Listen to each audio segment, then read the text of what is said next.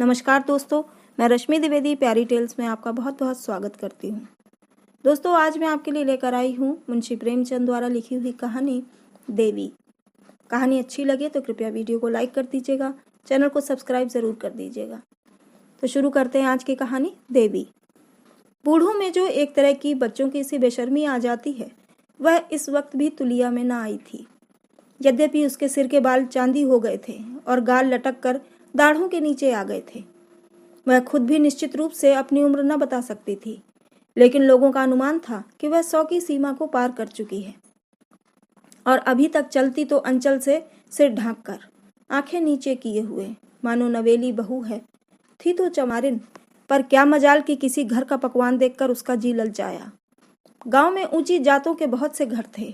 तुलिया का सभी जगह आना जाना था। सारा गांव उसकी इज्जत करता था और गृहिणियां तो उसे श्रद्धा की आंखों से देखती थीं। उसे आग्रह के साथ अपने घर बुलाती, उसके सिर में तेल डालती, मांग में सिंदूर भरती। कोई अच्छी चीज पकाई होती, जैसे हलवा या खीर या पकौड़ियाँ, तो उसे खिलाना चाहती। लेकिन बुढ़िया को जीभ से सम्मान कहीं प्यारा था। कभी ना खाती। उसके आगे पीछे कोई न था। उसके टोले के लोग कुछ तो गांव छोड़कर भाग गए थे, कुछ प्लेग और मलेरिया की भेंट हो गए थे, और अब थोड़े से खंडहर मानो उनकी याद में नंगे सिर खड़े छाती सी पीट रहे थे। केवल तुलिया की मड़ैया ही जिंदा बच गई थी, और यद्यपि तुलिया जीवन यात्रा की उस सीमा के निकट पहुंच चुकी थी जहां आदमी धर्म और समाज के सारे बंधनों से मुक्त हो जाता है, और अब श्रेष्ठ प्राणियों को भी उससे उसकी जात के कारण कोई भेद न था। सभी उसे अपने घर में आश्रय देने को तैयार थे। पर मान प्रिय बुढ़िया क्यों किसी का एहसान ले, क्यों अपने मालिक की इज्जत में बट्टा लगाए, जिसकी उसने 100 बरस पहले केवल एक बार सूरत देखी थी। हाँ, केवल एक बार। तुलिया की जब सगाई हुई तो वह केवल 5 साल की थी और उसका पति 18 साल का बलिष्ठ युवक था। विवाह करके वह कमाने पूरब चला गया। सोचा अभी इस लड़की के जवान होने में 10-12 साल की देर है। इतने दिनों में क्यों ना कुछ धन कमा लूं और फिर निश्चिंत होकर खेती बाड़ी करूं। लेकिन तुलिया जवान भी हुई, बूढ़ी भी हो गई। वह लौटकर घर न आया। 50 साल तक उसके खत हर तीसरे महीने आते रहे। खत के साथ जवाब के लिए एक पता लिखा हुआ लिफाफा भी होता था और 30 रुपए का मनी आर्डर। खत में वह बराबर अपनी विवशता, पराधीनता और दुर्भाग्य का रोना रोता था। क्या करूं तूला, मन में तो बड़ी अभिलाषा है कि अपनी मड़ैया को आबाद कर देता और तुम्हारे साथ सुख से रहता, पर सब कुछ नसीब के हाथ है, अपना कोई बस नहीं। जब भगवान लावेंगे तब आऊंगा। तुम धीरज रखना, मेरे जीते जी तुम्हें कोई कष्ट न होगा। तुम्हारी बाह पकड़ी है तो मरते दम तक निभाह करूंगा। जब आंखें बंद हो जाएंगी तब क्या होगा कौन जाने। प्रायः सभी पत्रों में थोड़े से फेरफार के साथ यही शब्द और यही भाव होते थे। हाँ, जवानी के पत्रों में विरह की जो ज्वाला होती थी, उसकी जगह अब निराशा की राख ही रह गई थी। लेकिन तुलिया के लिए सभी पत्र एक से प्यारे थे, मानो उसके हृदय के अंग हों। उसने एक खत भी कभी न फाड़ा था। ऐसे शगुन के पत्र कहीं फाड़े जाते हैं? उनका एक छोटा सा पौधा जमा हो गया था। उनके कागज का रंग उड़ गया था, स्याही भी उड़ गई थी। लेकिन तुलिया के लिए वे अभी उतने ही सजीव, उतने ही सतृष्ण, उतने ही व्याकुल थे। सब के सब उसकी पेटारी में लाल डोरे से बंधे हुए, उसके दीर्घ जीवन से संचित सुहाग की भांति रखे हुए थे। इन पत्रों को पाकर तुलिया गदगद हो जाती थी। उसके पांव जमीन पर न पड़ते, उन्हें बार बार पढ़वाती और बार बार रोती। उस दिन वह अवश्य केशों में तेल डालती, सिंदूर से मांग भरवाती, रंगीन साड़ी पहनती, अपनी पुरखिनों के चरण छूती और आशीर्वाद लेती। उसका सुहाग जाग उठता था। गांव की बिरहनियों के लिए पत्र पत्र नहीं, जो पढ़कर फेंक दिया जाता है। अपने प्यारे परदेसी के प्राण हैं, देह से मूल्यवान। उनमें देह की कठोरता नहीं, कलुषता नहीं, आत्मा की आकुलता और अनुराग है। तुलिया पति के पत्रों ही को शायद पति समझती थी। पति का कोई दूसरा रूप उसने कहाँ देखा था। रमणियां हंसी से पूछती, क्यों बुआ, तुम्हें फूफा की कुछ याद आती है? तुमने उनको देखा तो होगा। और तुलिया के झुर्रियों से भरे हुए मुखमंडल पर यौवन चमक उठता। आंखों में लाली आ जाती। पुलक कर कहती, याद क्यों नहीं आती बेटा? उनकी सूरत तो आज भी मेरी आंखों के सामने है। बड़ी बड़ी आंखें, लाल लाल ऊंचा माथा, चौड़ी छाती, गठी हुई देह। ऐसा तो अब यहाँ कोई पट्ठा ही नहीं है। मोतियों के से दांत थे बेटा, लाल लाल कुर्ता पहने हुए थे। जब ब्याह हो गया तो मैंने उनसे कहा, मेरे लिए बहुत से गहने बनवाओगे ना? नहीं, मैं तुम्हारे घर नहीं रहूंगी। लड़कपन था बेटा, शर्म लिहाज कुछ थोड़ा ही था। मेरी बात सुनकर वह बड़े जोर से ठट्टा मार कर हंसे और मुझे अपने कंधे पर बैठाकर बोले, मैं तुझे गहनों से लाद दूंगा तुलिया, कितने गहने पहनेगी? मैं परदेश कमाने जाता हूँ, वहां से रुपए भेजूंगा, तू बहुत से गहने बनवाना। जब वहां से आऊंगा तो अपने साथ भी संदूक भर गहने लाऊंगा। मेरा डोला हुआ था बेटा। माँ बाप की ऐसी हैसियत कहाँ थी कि उन्हें बारात के साथ अपने घर बुलाते। उन्हीं के घर मेरी उनसे सगाई हुई और एक ही दिन में मुझे वह कुछ ऐसे भाए कि जब वह चलने लगे तो मैं उनके गले लिपट कर रोती थी और कहती थी कि मुझे भी अपने साथ ले चलो। मैं तुम्हारा खाना पकाऊंगी, तुम्हारी खाट बिछाऊंगी, तुम्हारी धोती छांटूंगी। वहां उन्हीं की उम्र के 2-3 लड़के और बैठे हुए थे।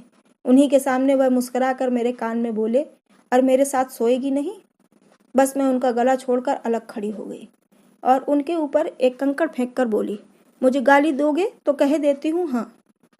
और यह जीवन कथा नित्य के सुमिरन और जाप से जीवन मंत्र बन गई थी। उस समय कोई उसका चेहरा देखता, खिला पड़ता था। घूंघट निकालकर, भाव बताकर, मुंह फेर कर हंसती हुई, मानो उसके जीवन में दुख जैसी कोई चीज है ही नहीं। वह अपने जीवन की इस पुण्य स्मृति का वर्णन करती, अपने अंतःस्थल के इस प्रकाश को दर्शाती जो 100 वर्षों से उसके जीवन पथ को कांटों और गढ़ों से बचाता आता था।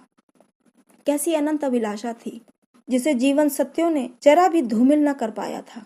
वह दिन भी थे जब तुलिया जवान थी, सुंदर थी और पतंगों को उसके रूप दीपक पर मंडराने का नशा सवार था। उनके अनुराग और उन्माद तथा समर्पण की कथाएं जब वह कांपते हुए स्वरों और सजल नेत्रों से कहती तो शायद उन शहीदों की आत्माएं स्वर्ग में आनंद से नाच उठती होंगी, क्योंकि जीते जी उन्हें जो कुछ न मिला वही अब तुलिया उन पर दोनों हाथों से निछावर कर रही थी। उसकी उठती हुई जवानी थी, जिधर से निकल जाती युवक समाज कलेजे पर हाथ रखकर रह जाता। तब बंसी सिंह नाम का एक ठाकुर था, बड़ा छैला, बड़ा रसिया, गांव का सबसे मनचला जवान, जिसकी तान रात के सन्नाटे में कोस भर से सुनाई पड़ती थी। दिन में सैकड़ों बार तुलिया के घर के चक्कर लगाता। तालाब के किनारे, खेत में, खलिहान में, कुएं पर, जहां पर वह जाती परछाई की तरह उसके पीछे लगा रहता। कभी दूध लेकर उसके घर जाता, कभी घी लेकर। कहता, तुलिया मैं तुझसे कुछ नहीं चाहता, बस जो कुछ मैं तुझे भेंट किया करूं वह ले लिया कर। तू मुझसे नहीं बोलना चाहती मत बोल, मेरा मुंह नहीं देखना चाहती मत देख, लेकिन मेरे चढ़ावों को ठुकरा मत, बस मैं इसी से संतुष्ट हो जाऊंगा। तुलिया ऐसी भोली न थी, जानती थी ये उंगली पकड़ने की बातें हैं, लेकिन न जाने कैसे वह एक दिन उसके धोखे में आ गई। नहीं, धोखे में नहीं आई, उसकी जवानी पर उसे दया आ गई। एक दिन वह पके हुए कलमी आमों की एक टोकरी लाया। तुलिया ने कभी कलमी आम न खाए थे। टोकरी उससे ले ली, फिर तो आए दिन आम की डलियां आने लगी। एक दिन जब तुलिया टोकरी लेकर घर में जाने लगी तो बंसी ने धीरे से उसका हाथ पकड़कर अपने सीने पर रख लिया और चट उसके पैरों पर गिर पड़ा। फिर बोला, तुलिया, अगर अब भी तुझे मुझ पर दया नहीं आती तो आज मुझे मार डाल, तेरे हाथों से मर जाऊं, बस यही साध है। तुलिया ने टोकरी पटक दी, अपने पांव छुड़ाकर एक पग पीछे हट गई और रोष भरी आंखों से ताकती हुई बोली, अच्छा ठाकुर, अब यहाँ से चले जाओ, नहीं तो या तो तुम न रहोगे या मैं न रहूंगी। तुम्हारे आमों में आग लगे और तुमको क्या कहूँ, मेरा आदमी काले कोसों मेरे नाम पर बैठा हुआ है, इसीलिए कि मैं यहाँ उसके साथ कपट करूं। वह मर्द है, 4 पैसे कमाता है, क्या वह दूसरी न रख सकता था? क्या औरतों की संसार में कमी है? लेकिन वह मेरे नाम पर चाहे न हो। पढ़ोगे उसकी चिट्ठियां जो मेरे नाम भेजता है? आप चाहे जिस दशा में हो, मैं कौन यहाँ बैठी देखती हूँ, लेकिन मेरे पास बराबर रुपए भेजता है, इसीलिए कि मैं यहाँ दूसरों से बिहार करूं। जब तक मुझको अपनी और अपने को मेरा समझता रहेगा, तुलिया उसी की रहेगी, मन से भी कर्म से भी। जब उससे मेरा ब्याह हुआ तब मैं 5 साल की अल्हड़ छोकरी थी। उसने मेरे साथ कौन सा सुख उठाया? बाह पकड़ने की लाज ही तो निभा रहा है। जब वह मर्द होकर प्रीत निभाता है तो मैं औरत होकर उसके साथ दगा करूं? ये कहकर वह भीतर गई और पत्रों की पिटारी लाकर ठाकुर के सामने पटक दी, मगर ठाकुर की आंखों का तार बंधा हुआ था। ओंठ बिचके जा रहे थे, ऐसा जान पड़ता था कि भूमि में धंसा जा रहा है। एक क्षण के बाद उसने हाथ जोड़कर कहा, मुझसे बहुत बड़ा अपराध हो गया तुलिया, मैंने तुझे पहचाना न था। अब इसकी यही सजा है कि इसी क्षण मुझे मार डाल। ऐसे पापी का उद्धार का यही एक मार्ग है। तुलिया को उस पर दया नहीं आई। वह समझती थी कि यह अभी तक शरारत किए जाता है। झल्लाकर बोली, मरने को जी चाहता है तो मर जाओ। क्या संसार में कुएं तालाब नहीं, या तुम्हारे पास तलवार कटार नहीं है? मैं किसी को क्यों मारूं? ठाकुर ने हताश आंखों से देखा। तो यही तेरा हुक्म है? मेरा हुक्म क्यों होने लगा? मरने वाले किसी से हुक्म नहीं मांगते। ठाकुर चला गया और दूसरे दिन उसकी लाश नदी में तैरती हुई मिली। लोगों ने समझा तड़के नहाने आया होगा, पांव फिसल गया होगा। महीनों तक गांव में इसकी चर्चा रही, पर तुलिया ने जबान तक न खोली। उधर का आना जाना बंद कर दिया। बंसी सिंह के मरते ही छोटे भाई ने जायदाद पर कब्जा कर लिया और उसकी स्त्री और बालक को सताने लगा। देवरानी ताने देती, देवर ऐब लगाता। आखिर अनाथ विधवा एक दिन जिंदगी से तंग आकर घर से निकल पड़ी। गांव में सोता पड़ गया था। तुलिया भोजन करके हाथ में लालटेन लिए गाय को रोटी खिलाने निकली थी। प्रकाश में उसने ठकुराइन को दबे पांव जाते देखा। सिसकती और आंचल से आंसू पोंछती जाती थी। 3 साल का बालक गोद में था। तुलिया ने पूछा, इतनी रात गए कहाँ जाती हो ठकुराइन? सुनो, बात क्या है? तुम तो रो रही हो। ठकुराइन घर से जा तो रही थी, पर उसे खुद न मालूम था कहाँ। तुलिया की ओर एक बार भीत नेत्रों से देखकर बिना कुछ जवाब दिए आगे बढ़ी। जवाब कैसे देती?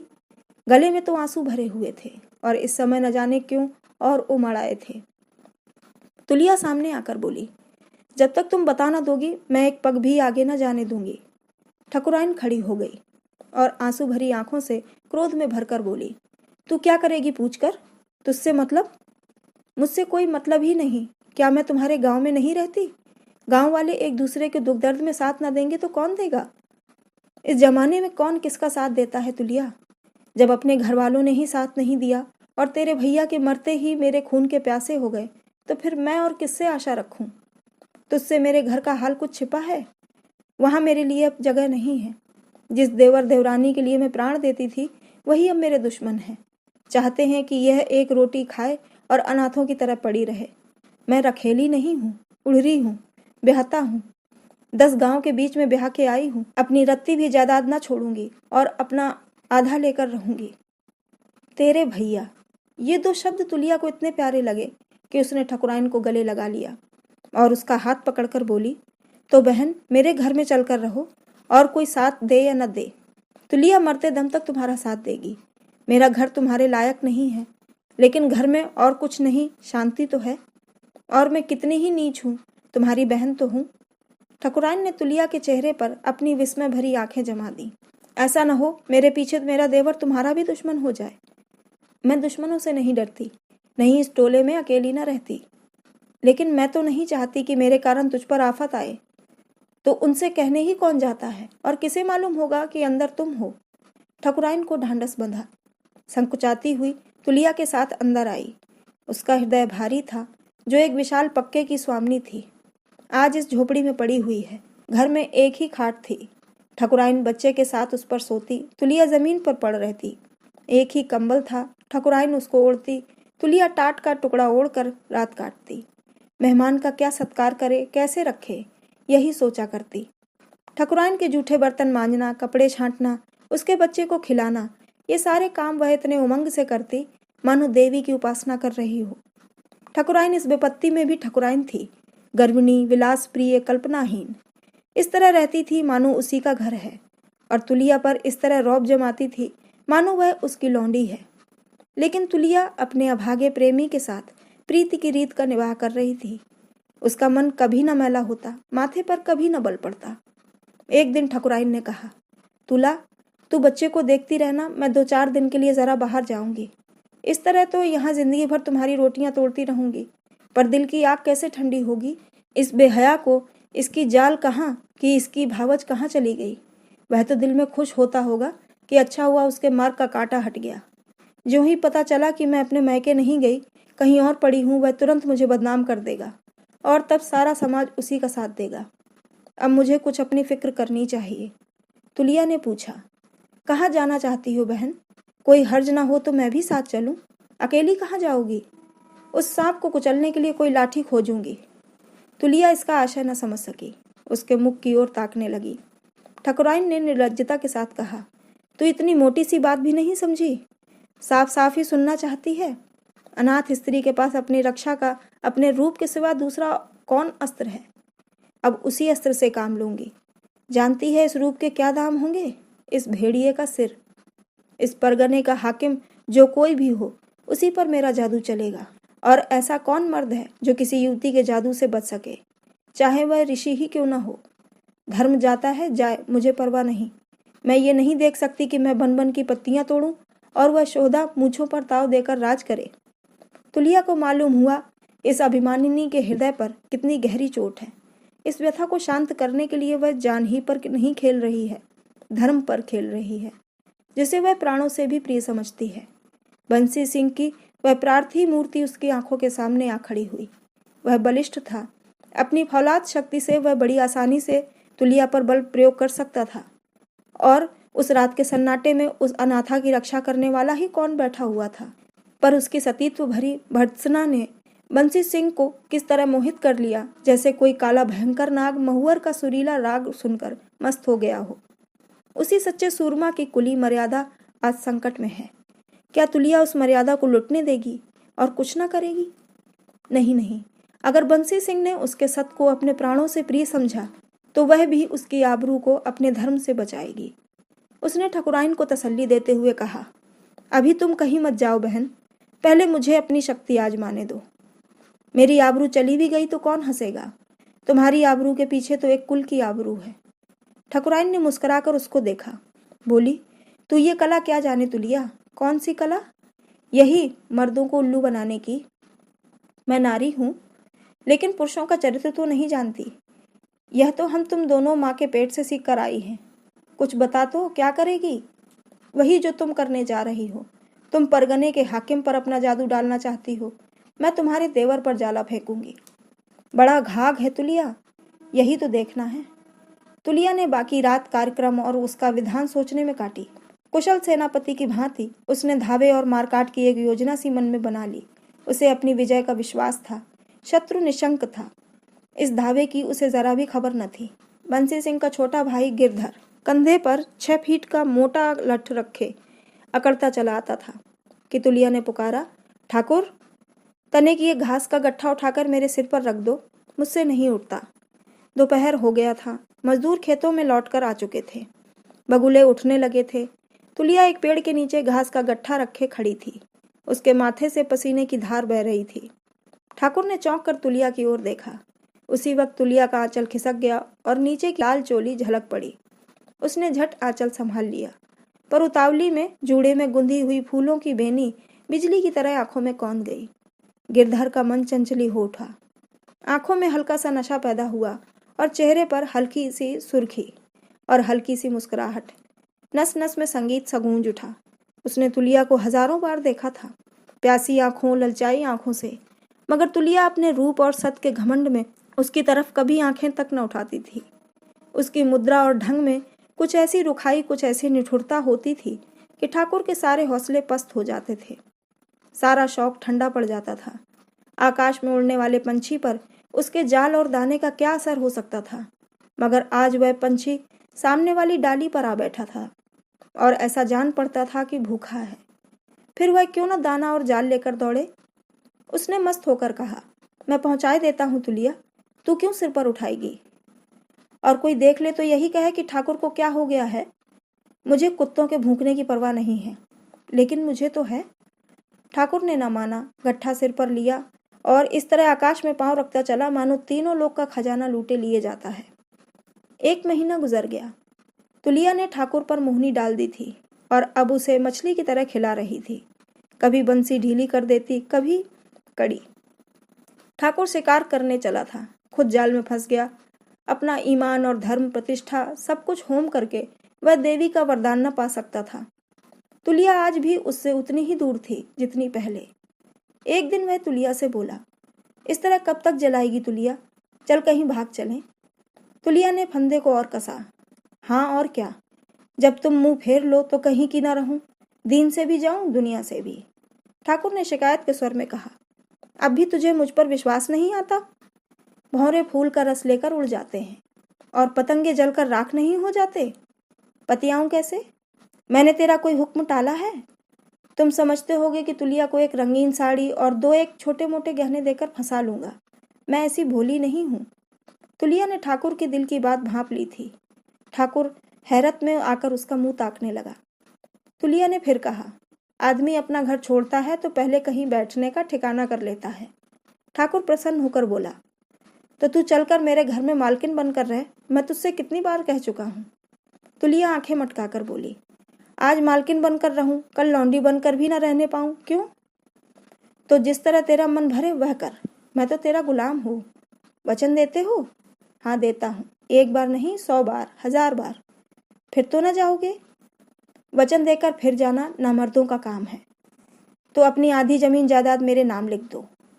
ठाकुर अपने घर की एक कोठरी, 10-5 बीघे खेत, गहने कपड़े तो उसके चरणों पर चढ़ा देने को तैयार था, लेकिन आधी जायदाद उसके नाम लिख देने का साहस उसमें न था। कल को तुलिया उससे किसी बात पर नाराज हो जाए तो उसे आधी जायदाद से हाथ धोना पड़े। ऐसी औरत का क्या एतबार। उसे गुमान तक न था कि तुलिया उसके प्रेम की इतनी कड़ी परीक्षा लेगी। उसे तुलिया पर क्रोध आया। ये चमार की बिटिया जरा सुंदर क्या हो गई है कि समझती है कि मैं अप्सरा हूँ। उसकी मोहब्बत केवल उसके रूप का मोह थी। वह मोहब्बत जो अपने को मिटा देती है और मिट जाना ही अपने जीवन की सफलता समझती है, उसमें न थी। उसने माथे पर बल लाकर कहा, मैं न जानता था कि तुझे मेरी जमीन जायदाद से प्रेम है तुलिया, मुझसे नहीं। तुलिया ने छूटते ही जवाब दिया, तो क्या मैं न जानती थी कि तुम्हें मेरे रूप और जवानी ही से प्रेम है, मुझसे नहीं? तू प्रेम को बाजार का सौदा समझती है? हाँ समझती हूँ। तुम्हारे लिए प्रेम 4 दिन की चांदनी होगी, मेरे लिए तो अंधेरा पाक हो जाएगा। मैं जब अपना सब कुछ तुम्हें दे रही हूँ तो उसके बदले में सब कुछ लेना भी चाहती हूँ। तुम्हें अगर मुझसे प्रेम होता तो तुम आधी क्या पूरी जायदाद मेरे नाम लिख देते। मैं जायदाद क्या सिर पर उठाकर ले जाऊंगी? लेकिन तुम्हारी नीयत मालूम हो गई। अच्छा ही हुआ। भगवान न करे ऐसा कोई समय आए, लेकिन दिन किसी के बराबर नहीं जाते। अगर ऐसा कोई समय आया कि तुमको मेरे सामने हाथ पसारना पड़ा तो तुलिया दिखा देगी कि औरत का दिल कितना उदार हो सकता है। तुलिया झल्लाई हुई वहां से चली गई, पर निराश न थी, न बेदिल। जो कुछ हुआ वह उसके सोचे हुए विधान का एक अंग था। इसके आगे क्या होने वाला है, इसके बारे में भी उसे कोई संदेह न था। ठाकुर ने जायदाद तो बचा ली थी, पर बड़े महंगे दामों। उसके दिल का इत्मीनान गायब हो गया था। जिंदगी में जैसे कुछ रह ही न गया हो। जायदाद आंखों के सामने थी, तुलिया दिल के अंदर। तुलिया जब रोज सामने आकर अपनी तिरछी चितवन से उसके हृदय में बाण चलाती थी, तब वह ठोस सत्य थी। अब जो तुलिया उसके हृदय में बैठी हुई थी वह स्वप्न थी, जो सत्य से कहीं ज्यादा मादक है, विदरक है। कभी कभी तुलिया स्वप्न की एक झलक सी नजर आ जाती और स्वप्न ही की भांति विलीन भी हो जाती। गिरधर उससे अपने दिल का दर्द कहने का अवसर ढूंढता रहता, लेकिन तुलिया उसके साय से भी परहेज करती। गिरधर को अब अनुभव हो रहा था कि उसके जीवन को सुखी बनाने के लिए उसकी जायदाद जितनी जरूरी है, उससे कहीं ज्यादा जरूरी तुलिया है। उसे अब अपनी कृपणता पर क्रोध आता। जायदाद क्या तुलिया के नाम रही, क्या उसके नाम? इस जरा सी बात में क्या रखा है? तुलिया तो इसलिए अपने नाम लिखा रही थी कि कहीं मैं उसके साथ बेवफाई कर जाऊं तो वह अनाथ ना हो जाए। जब मैं उसका बिना कौड़ी का गुलाम हूं तो बेवफाई कैसी? मैं उसके साथ बेवफाई करूंगा जिसकी एक निगाह के लिए, एक शब्द के लिए तरसता रहता हूँ। कहीं उससे एक बार एकांत में भेंट हो जाती तो उससे कह देता, तूला, मेरे पास जो कुछ है वह सब तुम्हारा है। कहो बख्शीशनामा लिख दूं, कहो बयानामा लिख दूं। मुझसे जो अपराध हुआ उसके लिए नादिम हूँ। जायदाद से मनुष्य को जो एक संस्कारगत प्रेम है, उसी ने मेरे मुंह से वह शब्द निकलवाए। यही रिवाजी लोभ मेरे और तुम्हारे बीच में आकर खड़ा हो गया। पर अब मैंने जाना कि दुनिया में वही चीज सबसे कीमती है जिससे जीवन में आनंद और अनुराग पैदा हो। अगर दरिद्रता और वैराग्य में आनंद मिले तो वही सबसे प्रिय वस्तु है, जिस पर आदमी जमीन और मिल्कियत सब कुछ होम कर देगा। आज भी लाखों माई के लाल हैं जो संसार के सुखों पर लात मारकर जंगलों और पहाड़ों की सैर करने में मस्त हैं। और उस वक्त मैं इतनी मोटी सी बात न समझा। हाय रे दुर्भाग्य। एक दिन ठाकुर के पास तुलिया ने पैगाम भेजा, मैं बीमार हूँ, आकर देख जाओ। कौन जाने बचूं कि न बचूं। इधर कई दिन से ठाकुर ने तुलिया को न देखा था। कई बार उसके द्वार के चक्कर भी लगाए, पर वह न दिख पड़ी। अब जो यह संदेश मिला तो वह जैसे पहाड़ से नीचे गिर पड़ा। रात के 10 बजे होंगे। पूरी बात भी न सुनी और दौड़ा।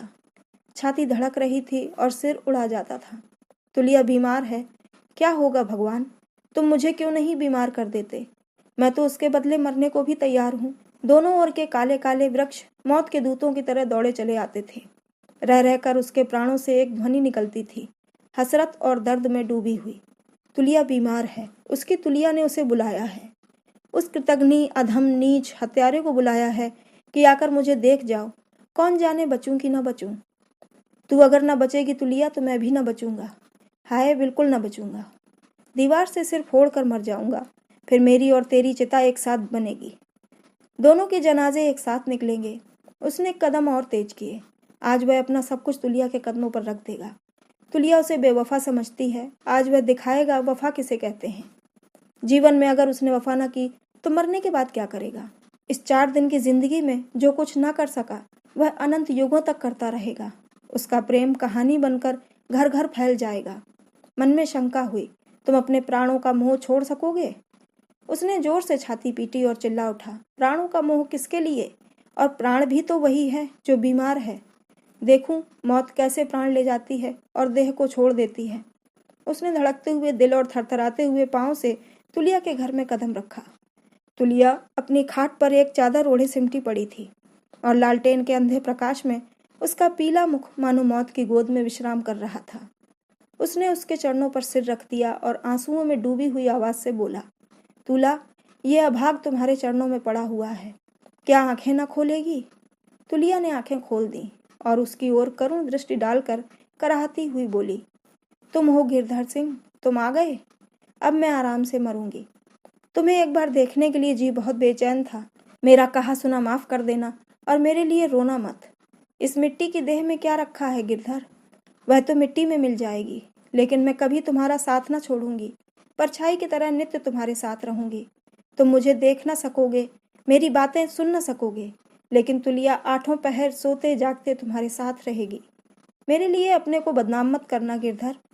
कभी किसी के सामने मेरा नाम जबान पर न लाना। हाँ, एक बार मेरी चिता पर पानी के छींटे मार देना, इससे मेरे हृदय की ज्वाला शांत हो जाएगी। गिरधर फूट फूट कर रो रहा था। हाथ में कटार होती तो इस वक्त जिगर में मार लेता और उसके सामने तड़प कर मर जाता। जरा दम लेकर तुलिया ने फिर कहा, मैं बचूंगी नहीं गिरधर, तुमसे एक विनती करती हूँ, मानोगे? गिरधर ने छाती ठोक कर कहा, मेरी लाश भी तेरे साथ ही निकलेगी तुलिया। अब जीकर क्या करूँगा, और जीऊँ भी तो कैसे? तू मेरा प्राण है तुलिया। उसे ऐसा मालूम हुआ। तुलिया मुस्कुराई। नहीं नहीं, ऐसी नादानी मत करना। तुम्हारे बाल बच्चे हैं, उनका पालन करना। अगर तुम्हें मुझसे सच्चा प्रेम है तो ऐसा कोई काम मत करना जिससे किसी को इस प्रेम की गंध भी मिले। अपनी तुलिया को मरने के पीछे बदनाम मत करना। गिरधर ने रोकर कहा, जैसी तेरी इच्छा। मेरी तुमसे एक विनती है। अब तो जीऊंगा ही इसीलिए कि तेरा हुक्म पूरा करूं। यही मेरे जीवन का ध्येय होगा। मेरी यही विनती है कि अपनी भाभी को उसी मान मर्यादा के साथ रखना जैसे वह बंसी सिंह के सामने रहती थी। उसका आधा उसको दे देना। लेकिन भाभी तो 3 महीने से अपने मायके में है और कह गई है कि अब कभी ना आऊंगी।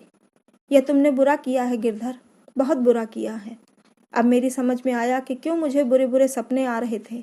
अगर चाहते हो कि मैं अच्छी हो जाऊं तो जितनी जल्दी हो सके लिखा पढ़ी करके कागज पत्तर मेरे पास रख दो। तुम्हारी यह बददियानती ही मेरी जान का गाहक हो रही है। अब मुझे मालूम हुआ कि बंसी सिंह क्यों मुझे बार बार सपना देते हैं। मुझे और कोई रोग नहीं है, बंसी सिंह ही मुझे सता रहे हैं। बस अभी जाओ, देर की तो मुझे जीता ना पाओगे। तुम्हारी बेइंसाफी का दंड बंसी सिंह मुझे दे रहे हैं। गिरधर ने दबी जबान से कहा, लेकिन रात को कैसे लिखा पढ़ी होगी तूली? स्टाम्प कहाँ मिलेगा? लिखेगा कौन? और गवाह कहाँ हैं? कल सांझ तक भी तुमने लिखा पढ़ी कर ली तो मेरी जान बच जाएगी गिरधर। मुझे बंसी सिंह लगे हुए हैं, वही मुझे सता रहे हैं, इसलिए कि वह जानते हैं कि तुम्हें मुझसे प्रेम है। मैं तुम्हारे ही प्रेम के कारण मारी जा रही हूँ। अगर तुमने देर की तो तुलिया को जीता ना पाओगे। मैं अभी जाता हूँ तुलिया, तेरा हुक्म सिर और आंखों पर। अगर तूने पहले ही ये बात मुझसे कह दी होती तो क्यों यह हालत होती। लेकिन कहीं ऐसा ना हो कि मैं तुझे देख ना सकूं और मन की लालसा मन में ही रह जाए। नहीं नहीं, मैं कल सांझ तक नहीं मरूंगी, विश्वास रखो। गिरधर उसी क्षण वहां से निकला और रातों रात 25 कोस की मंजिल काट दी। दिन निकलते निकलते सदर पहुंचा। वकीलों से सलाह मशविरा किया स्टाम्प लिया, भावच के नाम आधी जायदाद लिखी, रजिस्ट्री कराई और चिराग जलते जलते हैरान परेशान थका मांदा बेदाना पानी आशा और दुराशा से कांपता हुआ आकर तुलिया के सामने खड़ा हो गया। रात के 10 बज रहे थे। उस वक्त न रेलें थी न लारियां। बेचारे को 50 कोस की कठिन यात्रा करनी पड़ी। ऐसा थक गया था कि एक एक पग पहाड़ मालूम होता था, पर भय था कि कहीं देर हुई तो अनर्थ हो जाएगा। तुलिया ने प्रसन्न मन से पूछा, तुम आ गए गिरधर, काम कराए? गिरधर ने कागज उसके सामने रख दिया और बोला, हाँ तुला, कराया, मगर अब भी तुम अच्छी ना हुई तो तुम्हारे साथ मेरी भी जान जाएगी।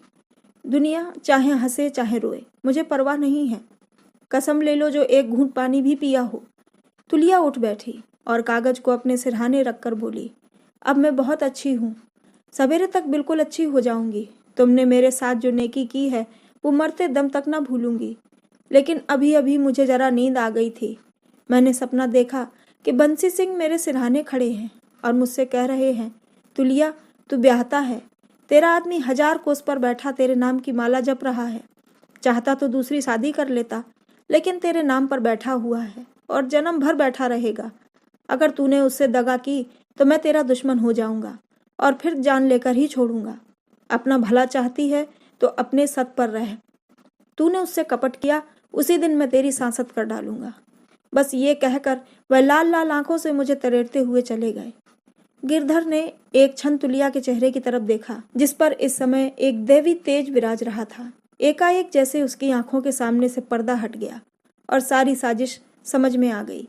उसने सच्ची श्रद्धा से तुलिया के चरणों को चूमा और बोला, समझ गया तुलिया, तू देवी है। तो दोस्तों, ये थी कहानी देवी। आशा करती हूँ आपको पसंद आई होगी। वीडियो को लाइक ज़रूर कर दीजिएगा। चैनल को सब्सक्राइब नहीं किया तो सब्सक्राइब कर दीजिएगा। कहानी को पूरा सुनने के लिए बहुत बहुत धन्यवाद।